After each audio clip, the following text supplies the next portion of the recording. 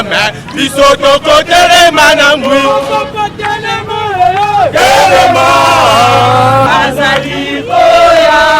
le pauvre peuple a dû crédit à recharger la téléphone parce à la belle naïe va m'amener. Vous pouvez récupérer. Sans rien, puis vous avez 7 $. Sur base de quoi? Moi, je dis que parmi les prérogatives, ceux qui ont récupéré le téléphone. Nani aussi, il y a qui téléphone, à récupérer le téléphone. La juste que là, non, on a mon idée. Si je moment il y a besoin, il va dire ça. Ils m'ont eu en col blanc, ils m'ont eu en cravate, t'as de droit dans le bac qui est en côté. Bon, il était pas besoin de souffrir. Bon, tu sais qu'on aurait mis un couteau dans la plaie. Bon, on y a pour la bise, Toboy. Mon ibino moko, Nicolo ya Koluga. Qu'on défende les droits nabiso. Ce n'est pas normal que le peuple puisse payer une taxe supplémentaire au-delà des taxes que nous payons chaque jour. Tant que nous sommes barassim, l'État doit taxe. Unité, l'État doit taxe. L'État doit taxe. Maintenant, payer encore 7 $ comme taxe. Ça veut dire que nous allons payer 6-7 taxes pour le même service. Ça, c'est un des deux. On dit, RAM, c'est le registre des appareils mobiles. RAM, c'est le registre des appareils mobiles. Oui, c'est le registre des appareils mobiles. Qu'est-ce que le ministre explique ça par les entrées de téléphones contrefaits? Est-ce que c'est notre problème? S'il y a des contrefaits en alimentation, c'est l'OCC, c'est pas nous. C'est l'OCC. C'est pour cela que nous nous sommes décidés que nous n'allons plus reculer. Torture, répression, tout, nous allons aller jusqu'au bout, jusqu'à ce que cette taxe sera supprimée.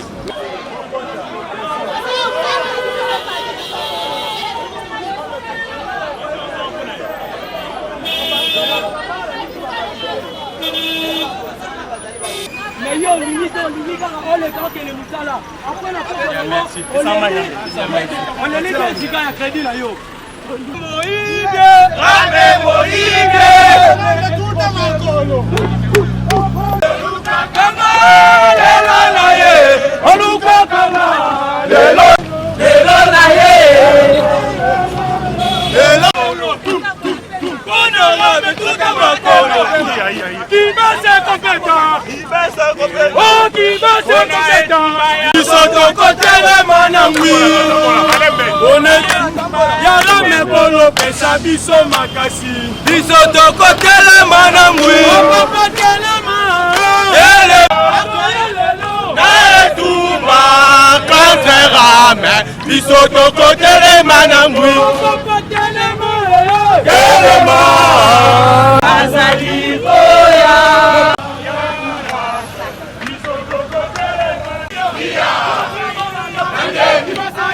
Nandeli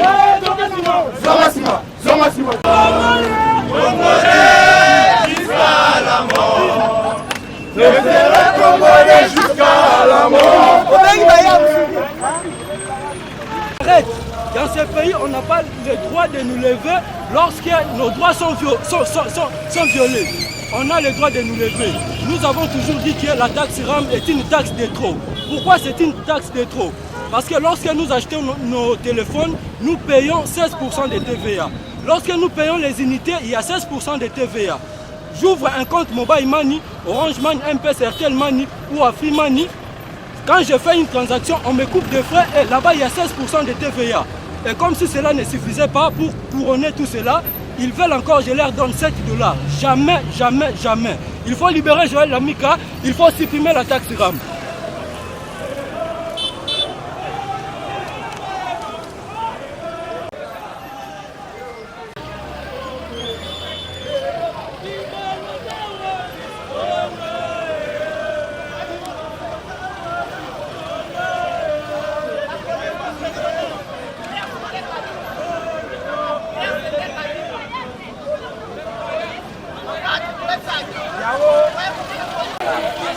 Le problème est que même réseau de communication, il y a certains réseaux de communication qui se perdent jusqu'au jour d'aujourd'hui. C'est en complicité avec l'ARPTC. Alors, bisonde tozolinga toyeba nanu nde otuni question toyeba oyo bakati les budgétisés wapi ezokende na caisse nini. C'est le problème. Toyeba ke ezokende wapi et bakati déjà combien basa déjà na combien o basa basu. C'est ça le problème. Et comment reconduire encore Kibasa? Si on commandit ça, le président doit nous donner des justifications sur cette affaire. Reconduire qui passe, il est derrière cette affaire. C'est ça la 1000 questions qu'on se pose. S'il est derrière cette question, il trahit le combat de son papa. Il trahit le combat de son papa. Merci, chef. Merci beaucoup.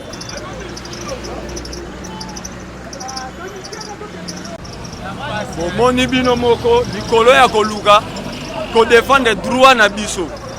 Ce n'est pas normal que le peuple puisse payer une taxe supplémentaire au-delà des taxes que nous payons chaque jour. Tant que sommes racisme, l'État soit taxe. Unité, l'État soit taxe. Ndenge to benganaka, l'État soit taxe. Maintenant payer encore $7 comme taxe. Ça veut dire que nous allons payer 6-7 taxes pour le même service. Ça c'est un des deux. On dit RAM c'est le registre des appareils mobiles. RAM c'est le registre des appareils mobiles. Oui, c'est le registre des appareils mobiles. Qu'est-ce que le ministre explique ça par des entrées de téléphone contrefaits? Est-ce que c'est notre problème? S'il y a des contrefaits en alimentation, c'est l'OCC, c'est pas nous. C'est l'OCC. C'est pour cela que nous nous sommes décidés que nous allons plus reculer. Torture, répression, tout, nous allons aller jusqu'au bout, jusqu'à ce que cette taxe sera supprimée. Mais les gens ils ont la communication, ils ont mafia. Basali société moko kombo nango 5C énergie. Mutada actionnaire na société ana mwana ya Félix Tshisekedi, Anthony Tshisekedi. Au-delà de tous que aux familles ont gagné na mboka na biso, nous les pauvres, nous devons aussi enrichir les fils Tshisekedi. Question majeure, ministre Alobi, bangi bazwa mbongo wana passer à la fibre optique batia na ba site universitaire. So balongoli ba salaire ba député eleke belé na ba ministre. Bazwa mbongo wana te. Ka biso to ko futa maïté, courant te to ko somba li paté. Et l'euro te to futa la bango tout. Do ba ministre bo ça la wifi. Oh ba yibi na et puis kama wifi. Wifi do concerné fibre optique to concerné RAM. Donc on a vu Félix ami tout nous sama na été. Ami ça n'enzo to pas cité. Biso na été aussi c'est logo. Merci beaucoup. Boya,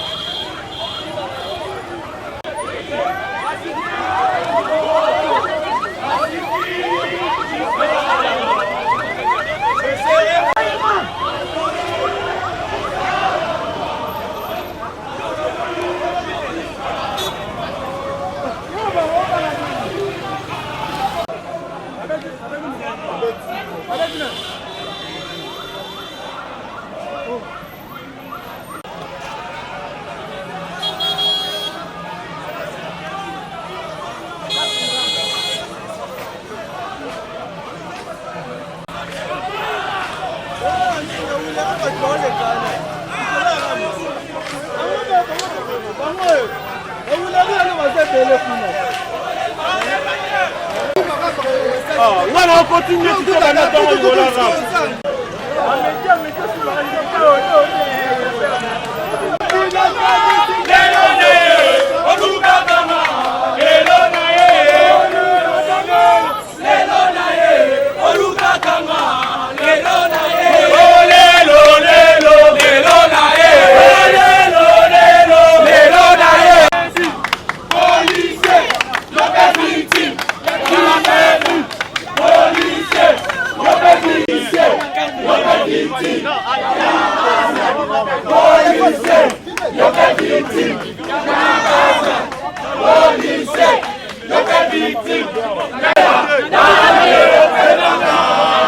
Parlez la paix, nous bâtirons un pays plus beau qu'avant, garantir aux citoyens, à donner l'hymne sacré de notre solidarité, fièrement. C'est une marche pacifique.